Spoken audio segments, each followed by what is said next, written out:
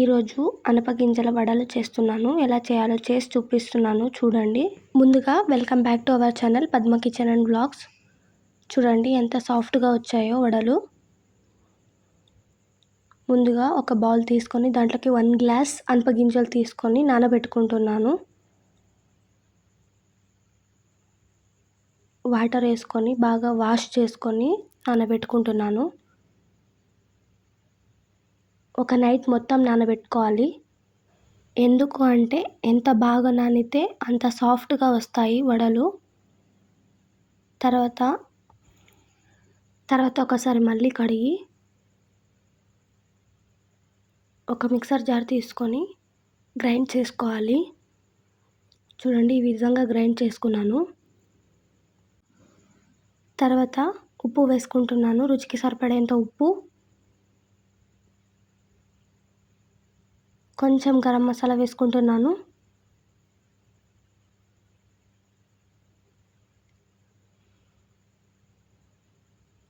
కొంచెం వంట సోడా, తురిమిన అల్లం వేసుకుంటున్నాను కొంచెం, తర్వాత చిన్నగా తరిగిన ఉల్లిపాయలు వేసుకుంటున్నాను, చిన్నగా తరిగిన పచ్చిమిర్చి వేసుకుంటున్నాను.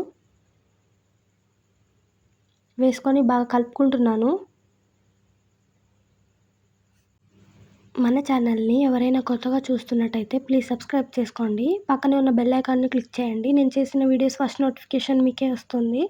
అలాగే మీ ఫ్రెండ్స్ అండ్ ఫ్యామిలీకి షేర్ చేయండి. తర్వాత స్టవ్ మీద ఒక ప్యాన్ పెట్టుకొని ఆయిల్ వేసుకొని వేడి చేసుకుంటున్నాను. ఇప్పుడు వడలు చేసుకుంటున్నాను చేత్తో.